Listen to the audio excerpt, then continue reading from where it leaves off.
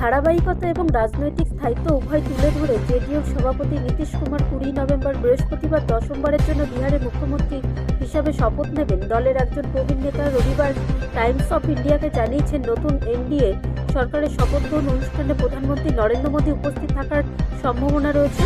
কমপক্ষে একজন উপমুখ্যমন্ত্রীও নিযুক্ত হওয়ার সম্ভাবনা রয়েছে।